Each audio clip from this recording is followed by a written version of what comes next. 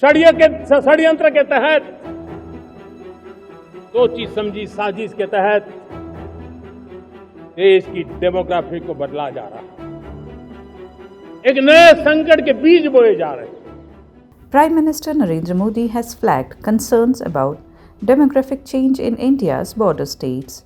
But when we look closely at census data, this story is far more layered, shaped not only by migration but also by fertility rates and socio-economic shifts over the decades.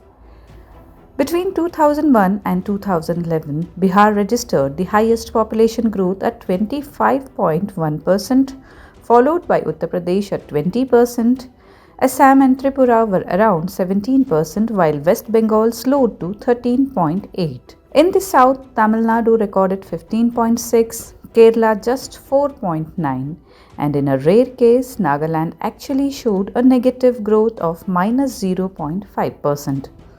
The historical trajectory of these states adds more perspective. Assam's population swelled after partition and the 1971 Bangladesh war, peaking at 34.9% in the 60s.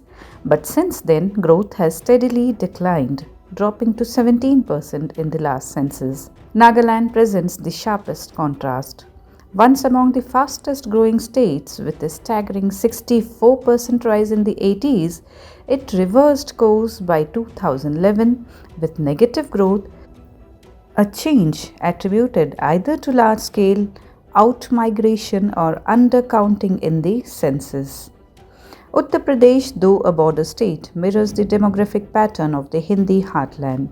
Its growth remained consistently high, above 30% in the 50s, easing only gradually to 20% by 2011.